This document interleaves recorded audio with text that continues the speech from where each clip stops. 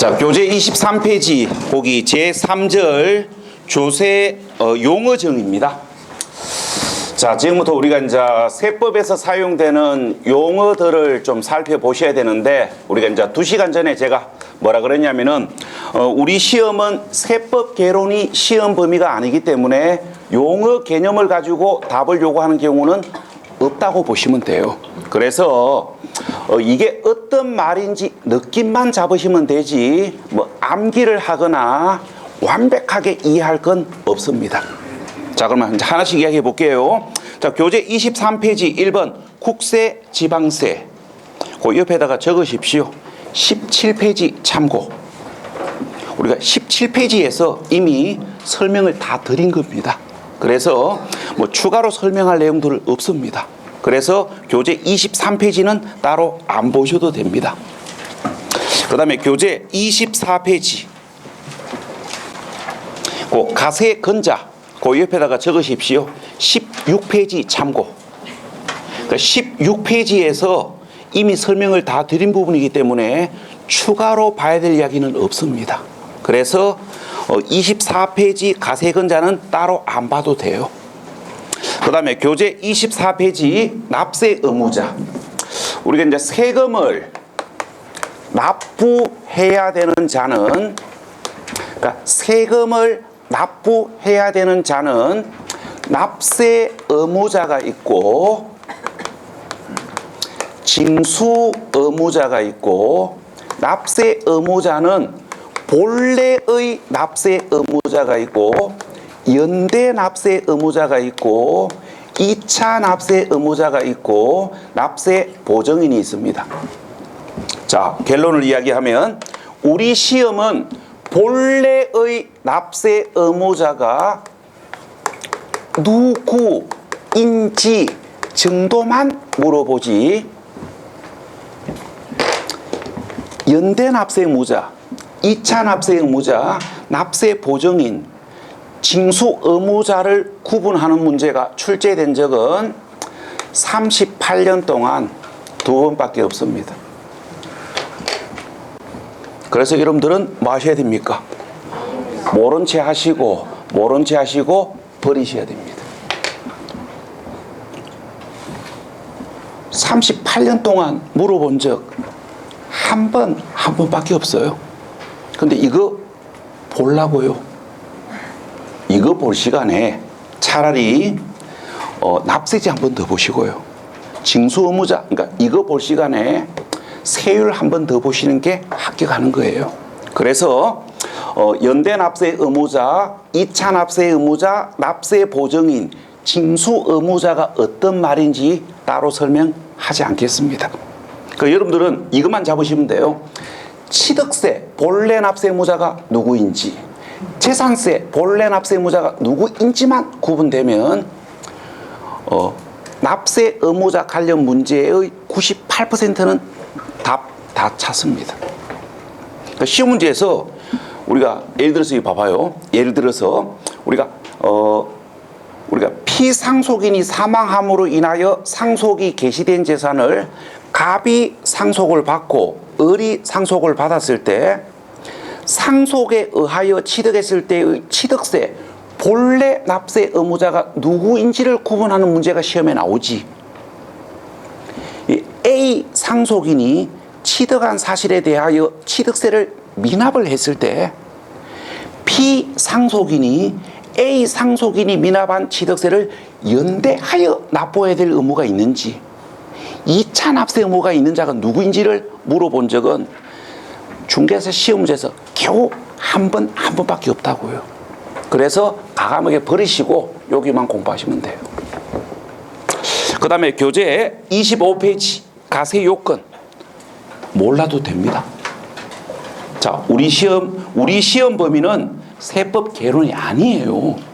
그래서 시험 문제에서 박스 안에다가 여러 가지를 적어 놔놓고 다음 중 가세 요건에 해당되는 것을 모두 다 고르시오. 있다고 문제는 안 나옵니다. 왜? 우리 시험 세법 개론이 시험 범위 아니라고요. 그래서 출제 들어가시는 분이 정신병자 아닌 이상 민법 시간에 배운 개념으로 이야기하면 한정치산자 아니면 안 물어봅니다. 그래서 가세요건 몰라도 돼요.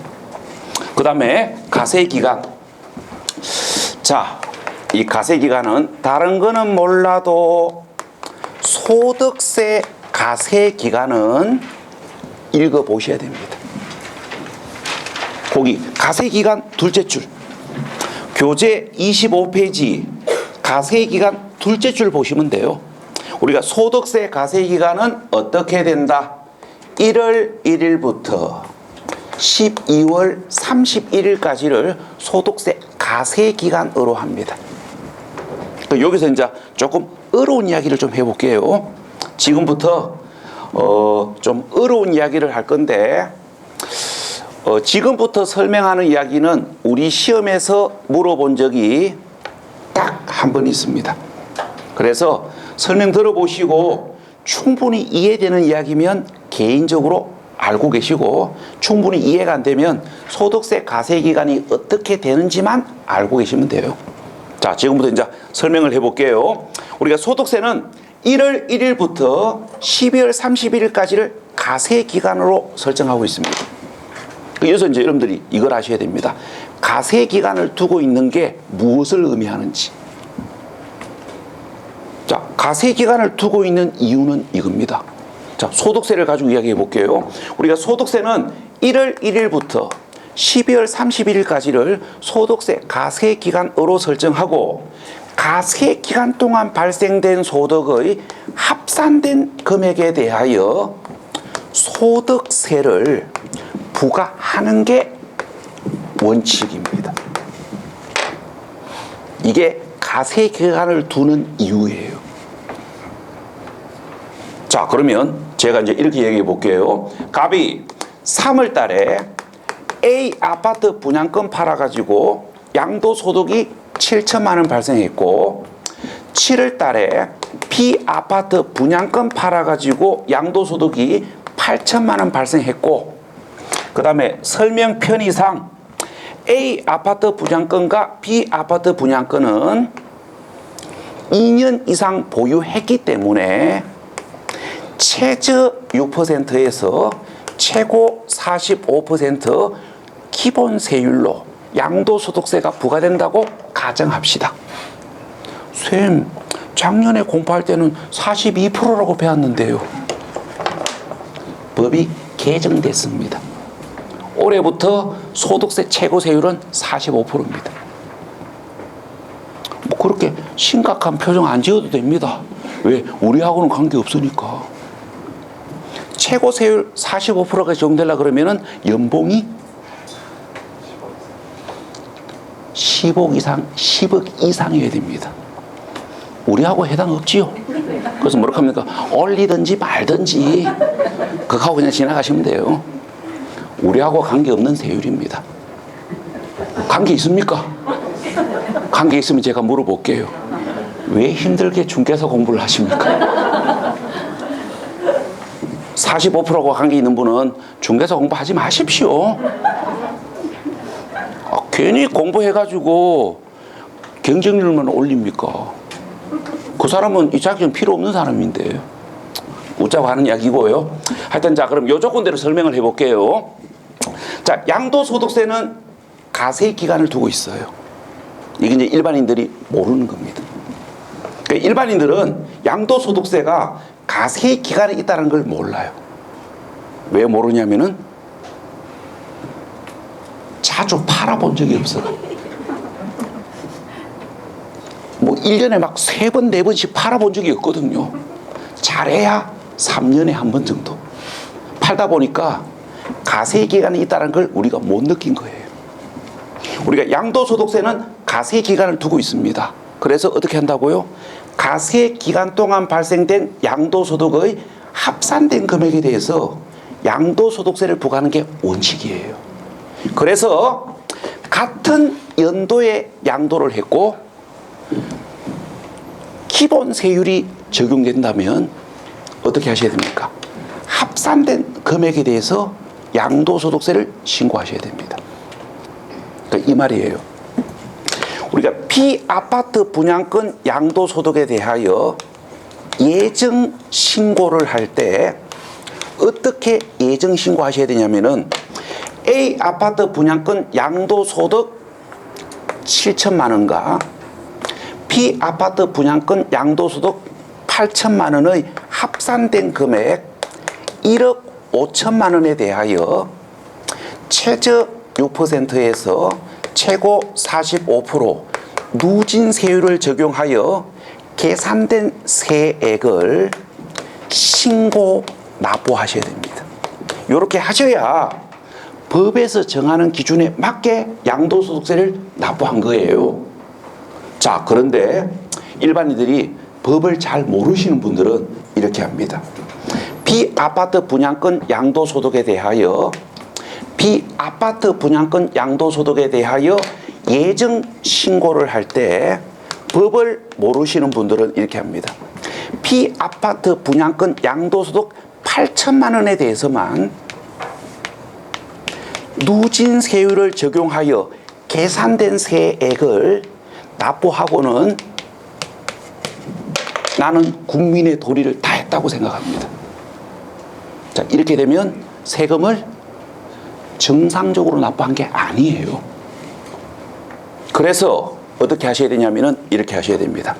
피분양권 양도소득에 대해서만 납부를 했다면 어떻게 하셔야 되냐면은 소득이 발생된 연도의 다음 연도 5월 달에 A 아파트 분양권 양도소득과 B 아파트 분양권 양도소득의 합산된 금액 1억 5천만 원에 대하여 누진세율을 적용하여 세액을 결정하고 결정된 세액에서 A 아파트 분양권 양도소득 신고 납부 시 납부한 예정신고납부세액과 B 아파트 분양권 양도소득세 예정신고납부세액을 공제한 나머지 금액을 추가로 납부하셔야 됩니다.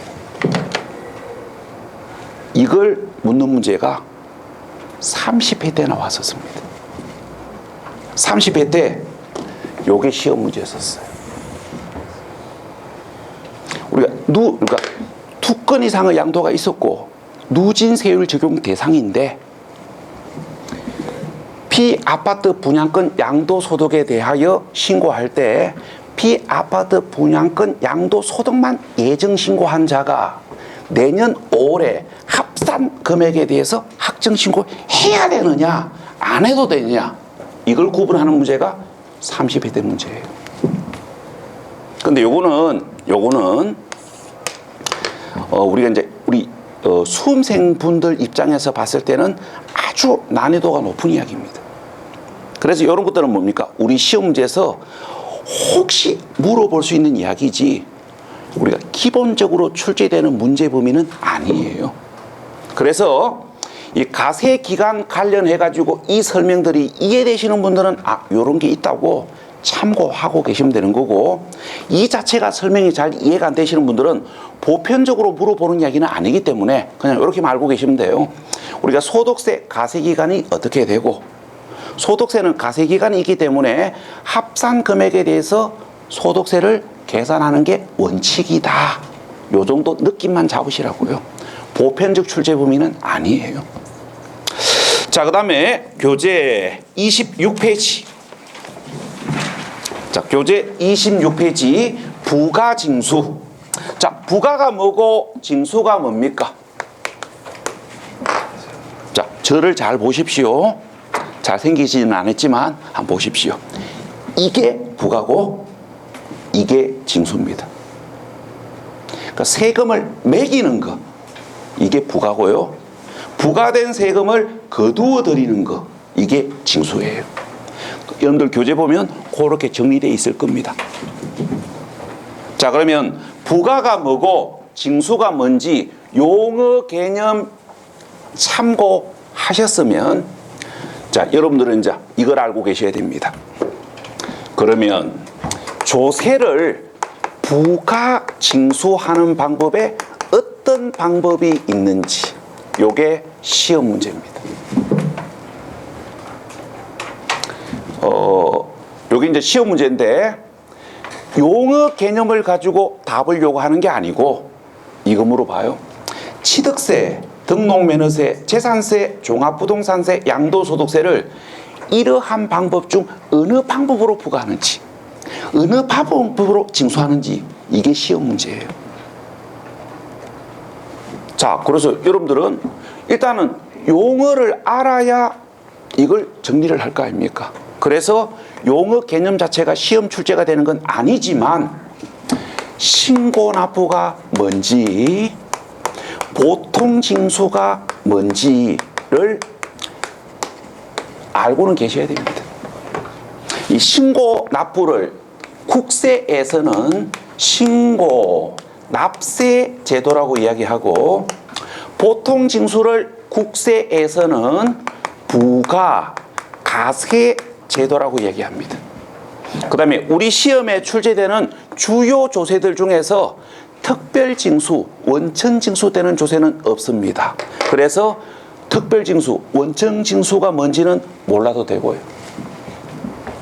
자, 그러면 신고납부가 뭐고 보통징수가 뭔지 용어 개념을 알고 계셔야 되는데, 자, 이 개념 자체가 시험에 나오는 건 아니기 때문에 이렇게만 알고 계시면 됩니다. 자, 교재 26페이지 그 7번. 자, 교재 26페이지 7번에 그 신고 납부 가셔가지고 지금부터 제가 이야기하는 부분에다가 동그라미를 하든지 밑줄을 그으십시오.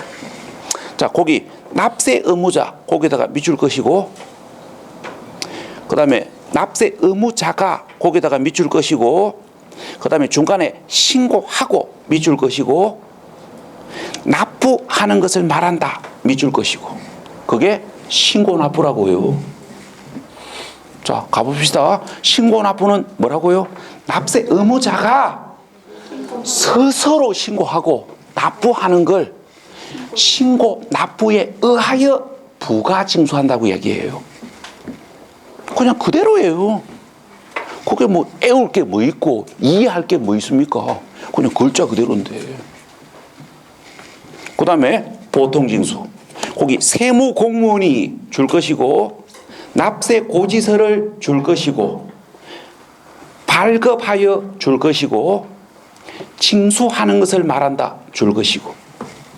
자, 그럼 설명해 볼게요. 보통징수는 누가, 세무공무원이 어떻게 납세 고지서를 발급해가지고 납세 고지서를 고지해가지고 징수하는 게 보통징수입니다. 그럼 물어봅시다. 와, 야 이름이 보통징수입니까? 자, 갑니다.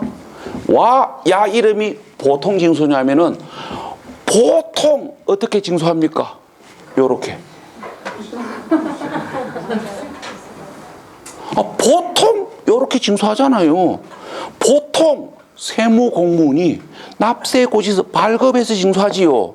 그래서 야 이름이 보통징수입니다.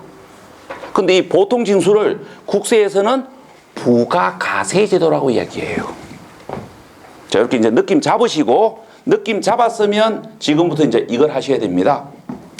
취득세, 등록면허세, 재산세, 종합부동산세, 양도소득세를 어느 방법으로 부과하는지, 어느 방법으로 징수하는지, 이게 시험 문제예요. 이렇게 물어봅니다.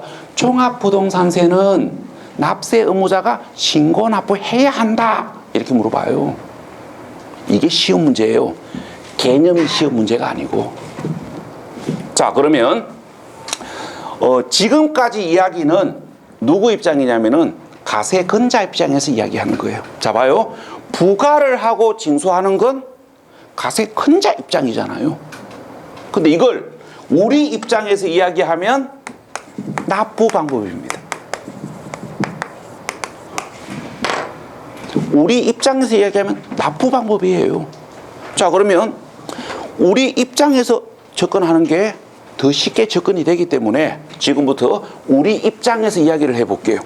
자, 세금을 납부하는 방법은 신고 납부가 있고 고지 납부가 있습니다. 우리가 세금 고지서가 나오기 전에 스스로 신고하고 납부하는 게 뭡니까? 신고 납부고, 세금 고지서가 나오면 납부하는 게 뭡니까? 고지 납부예요. 이 고지 납부를 지방세에서는 보통 징수라고 이야기하고, 국세에서는 부가가세라고 이야기합니다. 자, 그럼 이제 지금부터 구분하셔야 됩니다. 자, 제일 먼저 지방세, 자, 제일 먼저 국세부터 갑시다. 자, 국세는 어떻게 징수하냐면은, 국세는 어떻게 납부하냐면은, 대부분의 국세는 신고 납부가 원칙입니다. 예를 들어서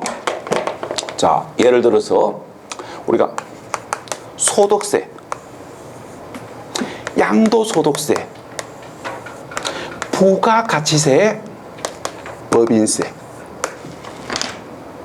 우리가 대부분의 국세는 신고 납부가 원칙이에요. 그런데 상속세, 증여세, 종합부동산세, 한마디로 부자들만 내는 세금은 부가가세가 원칙입니다. 그러니까 이거예요. 부자들만 내는 세금은 국가에서 한번 따져보겠다고 해요. 여기까지가 국세 징수 방법으로 아셔야 될 이야기입니다. 자, 그 다음에 지방세. 자, 우리 시험에 나오는 지방세는 3개밖에 없습니다. 그래서 3개만 하시면 돼요. 자, 취득세, 등록 면허세는 신고 납부가 원칙이에요. 근데 재산세는 보통 징수합니다. 우리 시험은 이것 더 이상 안 물어봐요.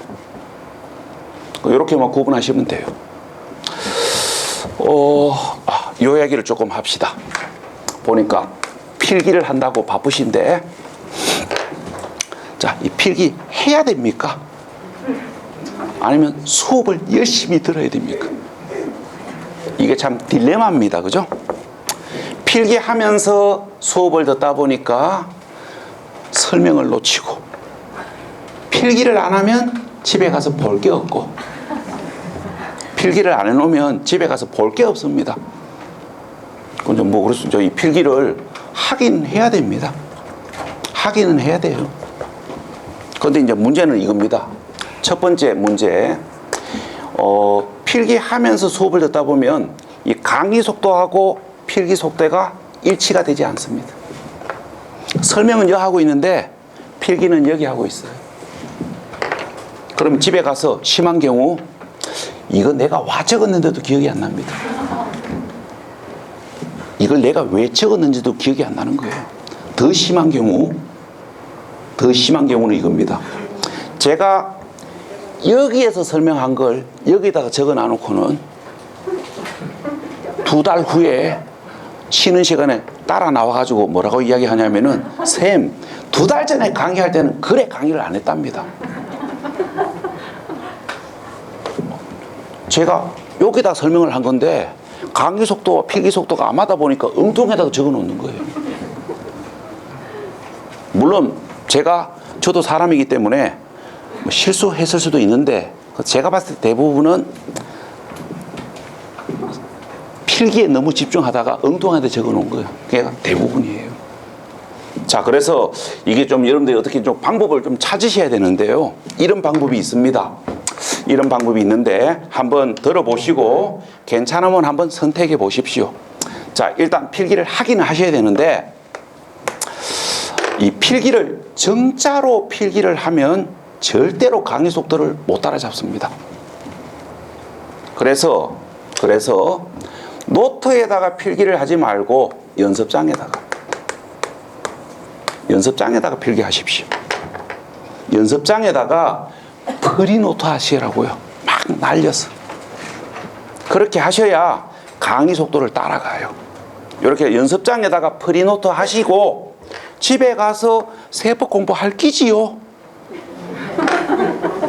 제가 아까 그랬잖아요. 수업만 들으면 합격 못 한다고. 집에 가서 개인 공부 따로 해야 됩니다. 집에 가가지고 복습하시면서 노트나 아니면 교재에다가 이렇게 정자로 필기를 하십시오. 이런 방법이 있어요. 이런 방법이 있고, 아니면 그 제 카페 수업 자료실에 저기 나중에 그 학원 게시판에 보시면 거기 우리가 세법 진도 계획표하고 그 제 카페 주소가 안내가 되어 있을 겁니다. 그러면 제 카페 수업 자료실에 가시면 요 수업 우리가 정리된 자료들을 수업 자료실에 올려놨습니다. 그럼 요걸 집에서 개인적으로 프린트기로 출력을 하셔가지고 요걸 필기 노트 대용으로 사용하시면 돼요. 요 자료가 있으시면 필기를 따로 안 하셔도 됩니다. 그러니까 요거는 근데 요걸 뭐 가끔 학원에서 좀 복사를 해주면 안 되냐고 좀 말씀을 하시는 분들이 계시는데, 요게 페이지 분량이 좀 많습니다. 전체 다 하면 한 130페이지 정도가 되는데, 이걸 학원에서 개인별로 다 복사를 해줄 수는 없어요. 일단 시간이 너무 많이 걸려요. 그리고 비용적인 문제도 있고. 그래서 요거는 뭐 개인적으로 필요하신 분들이 뭐 집에 프린터기 있으신 분들은 개인적으로 출력하시고, 프린터기 없으시면 거기 USB에다가 파일을 다운받으셔가지고 복사집에 가가지고 출력을 해달라 그러시면 됩니다. 그리고 요건 4월달 되면 요약집으로 인쇄가 돼가지고 판매가 될 겁니다. 그때 구입하셔도 되고. 하여튼 이런 방법들이 있습니다. 뭐 필기를 어떻게 할 건지는 본인의 선택이고요. 하여튼 필기를 하기는 해야 됩니다. 하여튼 뭐 어느 방법으로 갈 건지는 본인이 선택하십시오. 자, 그럼 이제 다시 이쪽으로. 자, 그러면 조세 징수 방법, 조세 납부 방법이 이렇게 된다는 걸 일단 구분하셔야 돼요. 자, 그럼 이제 납부 방법을 알았으면 여기다가 이제 여러 가지 이야기를 이제 추가하셔야 됩니다. 첫 번째 추가하셔야 될 거, 이런 조세들을 어디에 납부해야 되는지 납세지를 알고 계셔야 됩니다. 1시간 전에 우리는 대화를 했습니다. 국세는 조소지, 지방세는 소재지. 그 다음에 이제 추가하셔야 될 거, 납부 기간을 추가하셔야 돼요. 언제까지 납부해야 되는지.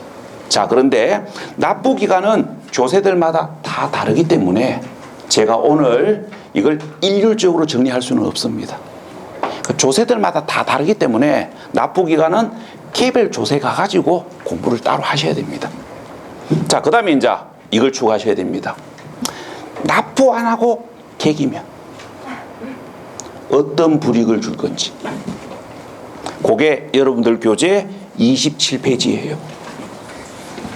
자, 교재 27페이지 가산세, 그게 뭐라고요? 납부 안 했을 때 부과되는 불이익입니다. 자, 그런데 요거는 교재를 읽어 가지고는 절대로 정리가 안 됩니다. 교재를 읽어 가지고는 절대로 정리가 안 되기 때문에 지금부터 필기를 따로 하셔야 됩니다. 필기를 따로 하셔야 되는데, 옆으로 길게 필기가 이루어지기 때문에 그 노트를 옆으로 이렇게 눕혀 가지고 반서를 하셔야 됩니다. 자, 그러면 지금부터 이제 뭘 보셔야 되냐면은 이걸 보셔야 됩니다. 우리가 조세를 납부를 하지 아니했을 때의 불이익인 가산세를 보셔야 되는데, 자, 이걸 보시기 전에 일단 여러분들은 뭐부터 알고 계셔야 되냐면은 요 부과 방법, 납부 방법부터 확실히 잡으셔야 돼요. 그러니까 납부 방법부터 확실하게 잡으셔야 되는데, 조금 전에 이제 제가 뭐라고 설명을 했었냐면은 대부분의 국세는 신고 납부가 원칙이라 그랬고, 취득세, 등록 면허세는 신고 납부가 원칙이라 그랬고, 재산세는 보통 징수한다고 조금 전에 정리를 해드렸습니다.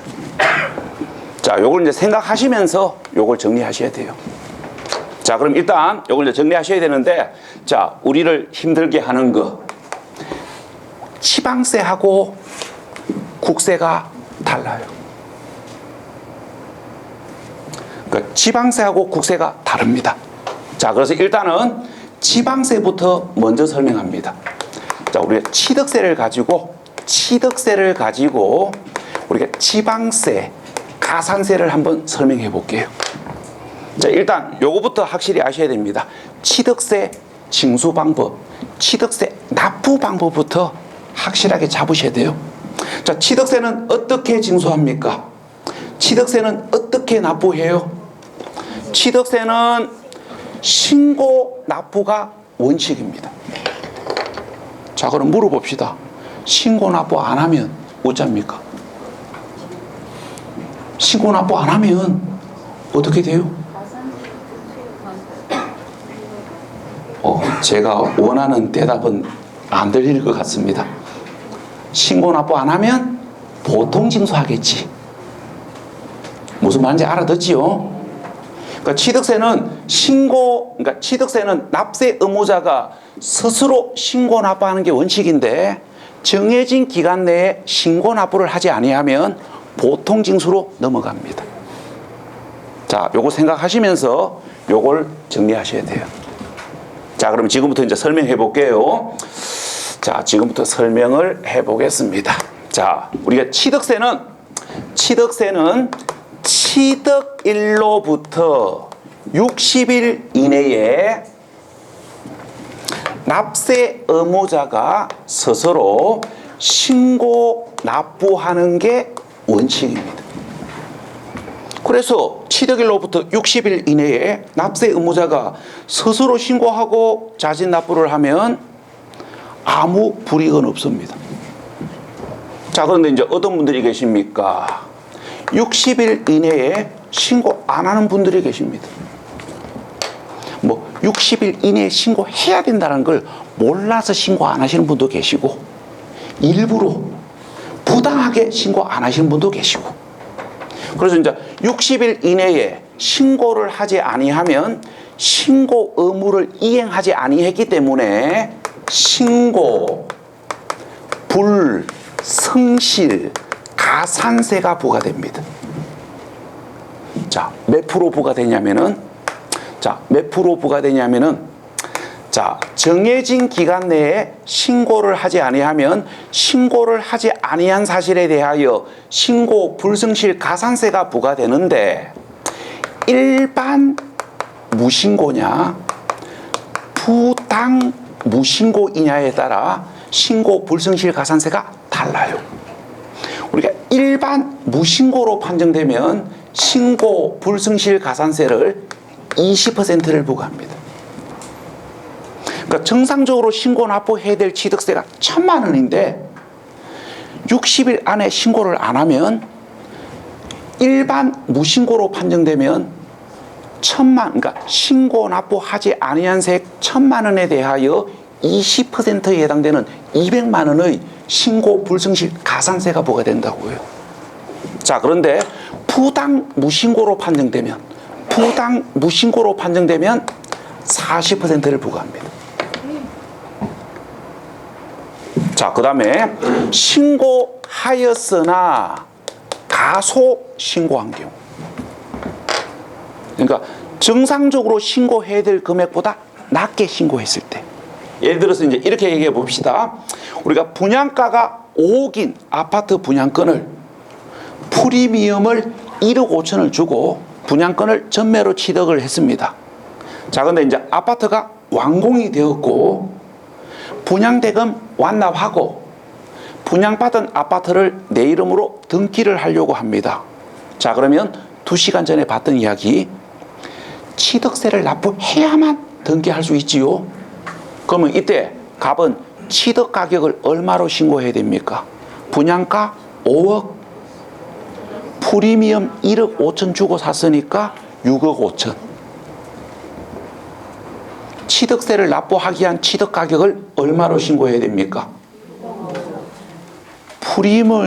프리미엄을 지급하고 분양권을 승계받은 자가 등기를 하는 경우에는 프리미엄을 합한 금액을 취득가액으로 신고하셔야 돼요. 그래서 얼마? 6억 5천. 자, 그런데 갑이 법을 잘 몰라가지고 분양가 5억만 취득가액으로 신고했다 합시다. 그럼 뭐 한 거예요? 가소신고한 거 아닙니까? 가소신고를 하면 가소신고한 사실에 대하여 신고 불성실 가산세가 부과됩니다. 몇 프로 부과되냐면은 일반 가소신고인 경우에는 10%,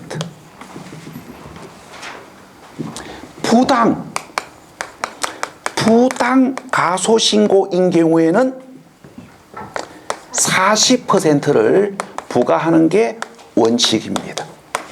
그러니까 조금 전의 경우에 자, 법을 잘 몰라가지고 프리미엄 빼고 5억만 신고했다면 이 사람은 뭡니까? 법을 잘 몰라서 그런 거 아닙니까? 이건 뭡니까? 일반 가소신고예요. 그래서 신고 불성실 가산세가 10%만 부과됩니다. 자, 그런데 이런 분들이 계십니다. 실제는 프리미엄을 1억 5천을 주고 샀는데 프리미엄을 3천만 원으로 신고했을 때 이건 뭡니까? 부당 가소신고잖아요. 부당 가소신고이기 때문에 신고 불성실 가산세가 40%가 부과됩니다. 자, 그런데 이제 우리 시험 문제에서 어떤 케이스를 던져놔놓고 이게 일반인지 부당인지를 여러분들에게 판단하라고 요구하지는 않습니다. 그래서 어떤 게 일반 무신고고 어떤 게 부당 무신고인지는 구분 못 하셔도 되고 요것만 구분하시면 돼요. 신고 불성실 가산세는 신고 의무를 위반한 정도에 따라 세율이 다르다는 거. 요것만 구분하시면 됩니다. 자, 그 다음에 60일 이내에 납부를 하지 아니하면 우리가 보편적 말로 이야기하면 연체료가 부과되겠지요. 우리가 보편적 말로 이야기하면 근데 그 연체료를 세법에서는 연체료라고 이야기하지 않고 뭐라고 이야기하냐면은 납부 지연 가산세라고 이야기합니다. 요게 작년까지는 납부 불성실 가산세라고 이야기했었어요. 근데 올해부터 명칭이 바뀌었습니다. 우리가 이제 정해진 기간 내에 납부를 하지 아니하면 연체료의 성격으로 납부 지연 가산세가 부과됩니다. 납부 지연 가산세가 부과되는데 자, 이 납부 지연 가산세는 세 가지가 있습니다. 납부 지연 가산세는 세 가지 유형이 있다고요. 요게 이제 올해부터 개정된 이야기예요. 올해부터 이제 개정된 이야기인데 자, 일별 가산세가 있고 3% 가산세가 있고 월별 가산세가 있습니다.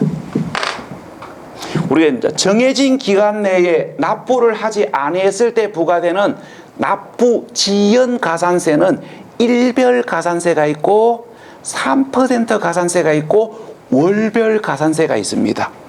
요 이야기를 지금부터 이제 하나씩 설명을 해 볼게요.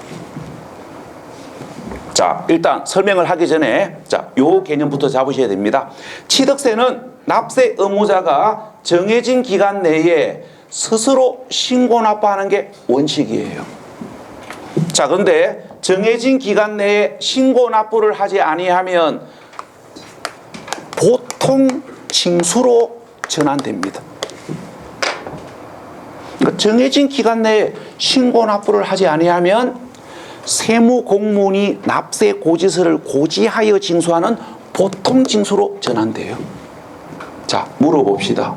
언제 보통 징수합니까? 신고 납부 안 한 날로부터 6개월 후에? 3년 후에? 정해진 거 없습니다. 정해진 기간이 따로 없어요. 굳이 말하면 언제? 세무공무원 시간 날 때 더 정확하게 이야기하면 신고 납부하지 아니한 사실을 세무공무원이 알게 되었을 때, 그게 6개월 후가 될 수도 있고 5년 후가 될 수도 있고요, 10년 되기 하루 전이 될 수도 있어요. 정해진, 그러니까 신고 납부를 안 했을 때 언제까지 보통징수 해야 한다고 정해진 기간이 없다고요. 그러니까 우리가 단순하게 이야기하면 신고 납부를 하지 아니한 사실을 세무공무원이 알게 되었을 때 보통징수하는 거예요. 이 기간을 정할 수가 없는 거예요. 왜? 신고 납부 안 한 걸 세무공무원이 알아야 어떻게 할 거 아닙니까? 그래서 정해진 기간은 없어요. 그러니까 언젠가는 보통징수합니다. 그럼 이때 이제 보통징수를 할 때, 자, 보통징수를 할 때 신고 납부하지 아니한 미납세액만 보통징수를 하는 게 아니고, 신고 납부하지 아니한 미납세액에 신고를 하지 아니한 사실에 대하여 부과되는 신고 불성실 가산세를 합산하고, 정해진 기간 내에 납부를 하지 아니했을 때 부과되는 납부 지연 가산세를 합한 금액을 세액으로 보통징수해요. 그럼 이때 납부 지연 가산세는 몇 프로 부과되냐면은, 이때 납부 지연 가산세는 몇 퍼센트 부과되냐면은 미납일수 하루당, 미납일수 하루당 0.025% 부과합니다. 그래서 이걸 우리가 뭐라 그러냐면은 일별 가산세라 그래요. 그러니까 미납일수 하루당 0.025%를 부과합니다. 미납일수 하루당 부과되기 때문에 이걸 우리가 일별 가산세라고 칭합니다. 그런데 이게 우리가 뭡니까? 미납된 일수가 길어지면 길어질수록 지연 가산세는 계속 늘어난다는 얘기예요. 그래서 재수가 없으면, 신고 납부하지 아니했을 때 재수가 없으면 10년 되기 하루 전날 보통징수고시가 날라옵니다. 그러면 연체료가 엄청나요.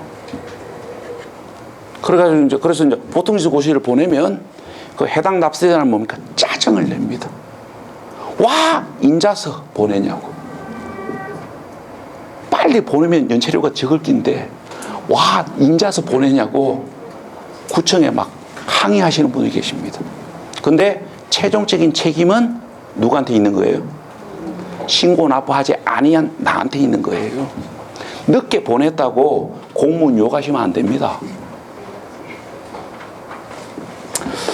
자, 그 다음에 우리 이제 신고 납부를 하지 아니하면 보통 언젠가는 보통징수가 될 거고, 보통징수 납부 기간 내에 납부를 하지 아니하면,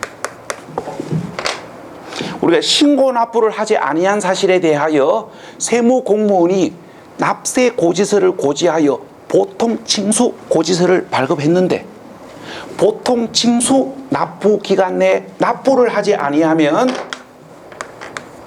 납부 지연 가산세가 부과됩니다. 몇 프로 부과되냐면은 3%. 그러니까 보통 징수 납부 기간 내에 납부를 하지 아니하면 연체료의 성격으로 납부 지연 가산세가 부과되는데 3% 부과됩니다. 자, 그 다음에 자 3% 납부 지연 가산세만 부과되고 더 이상 가산세가 없다면 여러분들은 우짤납니까? 이약 늦은 거 안 냅니다. 맞잖아요. 그래서 계속 체납하는 걸 방지하기 위해서, 계속적으로 체납되는 걸 방지하기 위하여 납부 지연 가산세가 추가로 부과됩니다.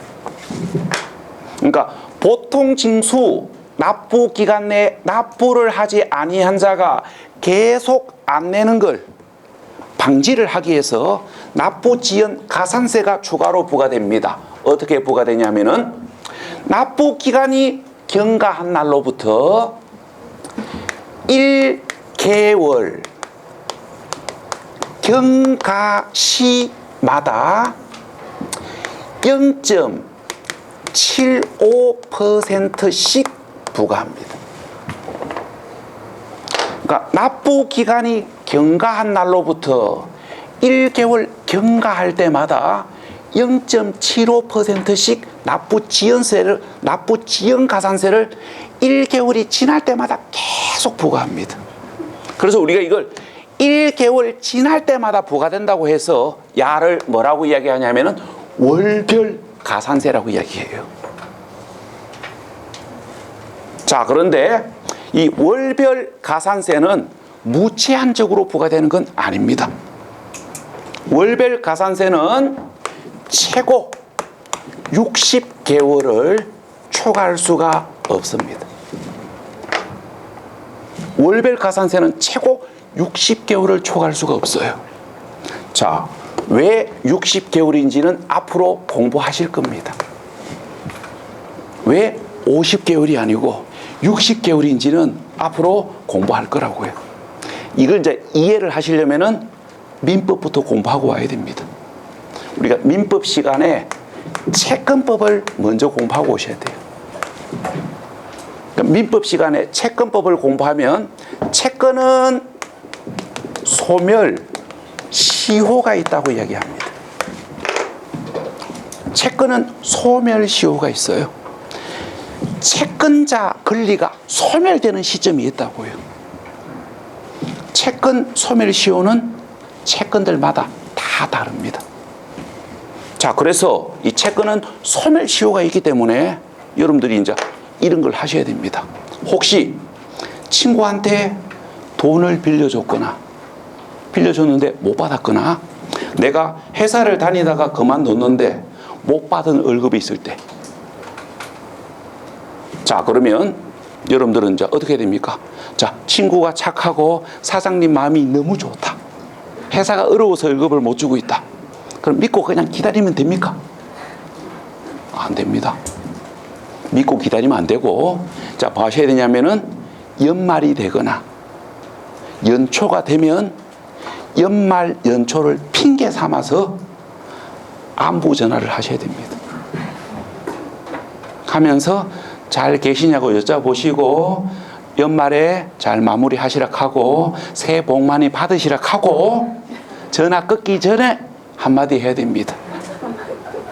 밀린 월급은 언제 주실 거냐고 한마디 하셔야 돼요. 그러면 사장님이 언제까지 어떻게 한번 해볼게 하지요? 그걸 녹취를 하셔야 됩니다. 그 녹취를 하면 이날로부터 소멸시효가 다시 연장됩니다. 이렇게 해가지고 소멸시효를 계속 연장시켜 놔야 돼요. 자, 그런데 회사 그만두면서 못 받은 월급이 있는데 사장님이 착하고 어려워서 월급을 못 준 걸 내가 이해를 하고 있다고 해서 수년이 지난 후에 전화하시면 뭐라 합니까? 믿고 기다리다가 8년 후에 전화하면 뭐라 해요? 뭐라 하냐면은 사장님이 내가 계림법학원에서 중개사 공부할 때 채권은 소멸시효가 있는 걸 공부했고, 그래서 이제 뭡니까? 채권 소멸시효가 이미 완성되었기 때문에 내가 법적으로 너한테 밀린 월급을 줘야 될 의무가 없다 합니다. 내가 법적으로 소멸시효가 끝났기 때문에 내가 법적으로 줘야 될 의무가 없으니까 앞으로 전화 다시는 하지 말라 합니다. 이 채권은 소멸시효가 있어요. 그래서 안부 전화 해가지고 소멸시효를 계속 연장시켜 놓으셔야 됩니다. 이런 걸 우리가 중개사 공부하면서 배웁니다. 야, 중개사 공부 시작 잘했다, 그죠? 이런 게 실생활에서 다 필요한 거예요. 자, 자, 뭐 이야기가 길어졌는데 그럼 다시 이제 본론을 와가지고 조세도 채권입니다. 우리가 가세건자 입장에서는 부과한 세금을 받을 수 있는 채권이잖아요. 그래서 조세도 채권이기 때문에 소멸시효가 있고, 조세 채권 소멸시효는 5년이 원칙입니다. 그 5년을 개월수로 환산하면 60개월 아닙니까? 그래서 60개월이에요. 자, 그 다음에 이 월별 가산세는 무조건적으로 부과되는 게 아니고 지방세 미납세액이 30만 원 이상일 때 적용합니다. 지방세 미납세액이 30만 원 이상일 때 월별 가산세를 적용한다고요. 자, 그러면 이렇게 이야기해 봅시다. 지방세 미납세액이 30만 원 미만이면 일별 가산세를 부과할 수도 있고 3% 가산세를 부과할 수는 있어도 월별 가산세를 부과할 수는 없다고요. 여기까지가 지방세, 가산세에서 알아야 될 이야기입니다. 지금까지 이야기는 지방세입니다. 자, 그럼 이제 지금부터 국세를 설명해 봅시다. 자, 지금부터 이제 국세를 보셔야 되는데, 자, 양도소득세를 가지고 설명해 볼게요. 자, 양도소득세, 자, 국세.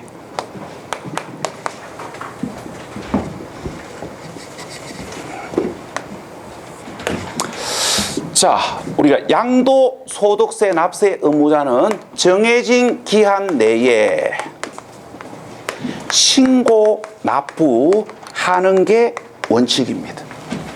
자, 그런데 정해진 기간 내에 신고를 하지 아니하면 신고 불성실 가산세가 부과되겠지요. 몇 프로? 취득세하고 똑같습니다. 그러니까 정해진 기간 내에 신고를 하지 아니하면 신고 불성실 가산세가 부과됩니다. 몇 프로? 취득세와 동일하게 신고 의무를 위반한 정도에 따라 20%, 40%, 10%, 40%. 취득세하고 똑같기 때문에 따로 볼 거 없고, 그 다음에 정해진 기간 내에 납부를 하지 아니하면 연체료의 성격으로 납부, 지연, 가산세가 부과됩니다. 자, 그런데 여기서 이제 특이사항이 있어요. 우리가 지방세 납부, 지연, 가산세는 일별 가산세도 있었고 3% 가산세도 있었고 월별 가산세도 있었지요. 지방세는. 근데 국세는 일별 가산세와 3% 가산세만 있습니다. 월별 가산세는 없어요. 요게 지방세하고 다른 거예요. 그럼 요 이야기를 지금부터 설명을 해 볼게요. 자, 그럼 지금부터 이제 설명을 해 보겠습니다. 자, 우리가 이제 양도소득세 납세 의무자가 정해진 기간 내 신고 납부를 해야 되는데 신고 납부를 하지 아니하면 언젠가는 보통 징수되겠지요. 그럼 이때 보통 징수를 할 때 미납세액만 보통 징수하는 게 아니고 신고 불성실 가산세와 납부 지연 가산세를 합산한 금액을 보통 징수합니다. 그럼 이때 납부 지연 가산세 몇 프로 부과되냐면은 취득세, 지방세와 동일하게 지방세와 동일하게 미납일수 하루당 0.025% 부과합니다. 그 취득세하고 똑같습니다.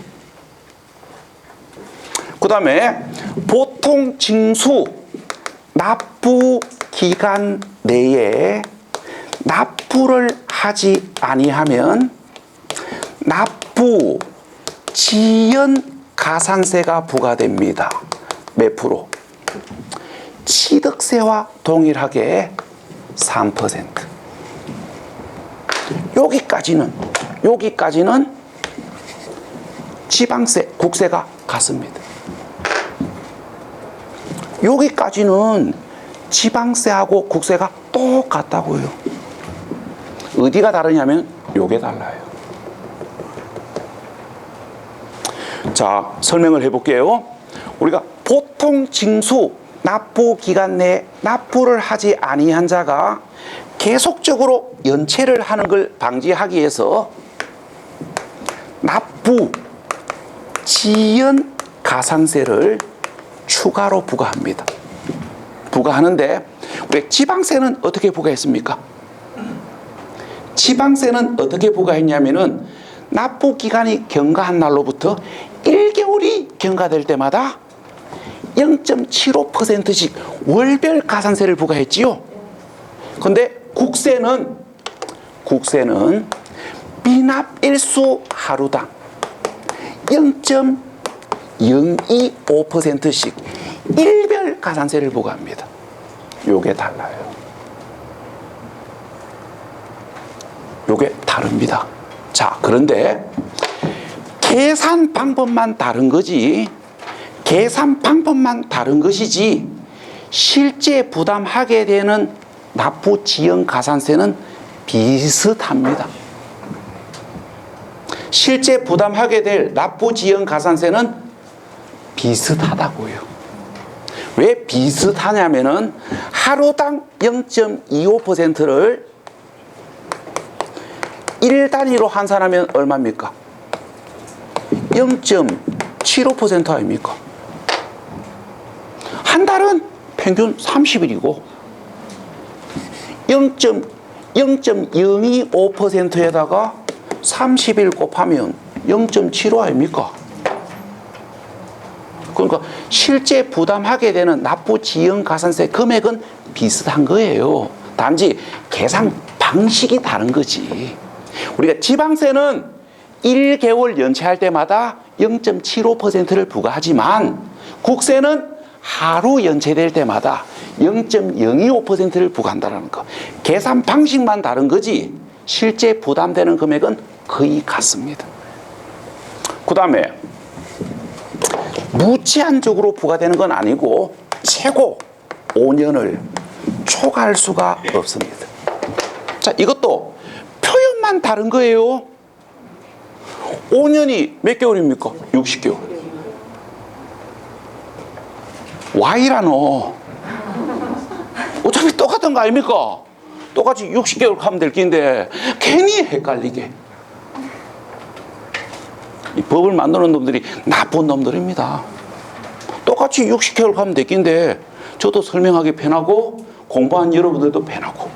근데 괜히 헷갈리게 지방세는 60개월을 해놓고 국세는 5년이라고 해놨습니다. 헷갈리게 해놓은 거예요. 왜? 따지지 말라고. 알면 따지거든. 알면 따집니다. 알면 와서 따져요. 요게 아닌데 와 요렇게 부과했냐고. 근데 헷갈리면 몰라서 못 따집니다. 내락하는 데도 내요. 참 나쁜 놈들이다, 그죠? 자, 그 다음에 한마디만 더 하고 쉬었다 합시다. 국세 미납세액이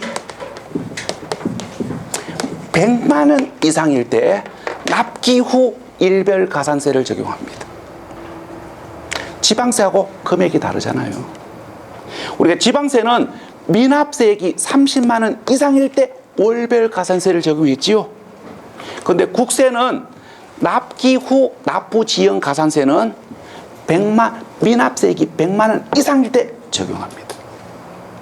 여기까지가 국세 가산세에서 보실 이야기입니다. 여러분들이 조세 총론에서 공부해야 될 이야기 중에서 가장 복잡한 부분이에요. 그래서 요거는 한번 봐가지고는 안 됩니다. 집에 가서 다시 한번 필히 복습을 해 보셔야 돼요. 자, 수고하셨고요. 잠시 5분 쉬었다가 20분 정도만 더 하겠습니다.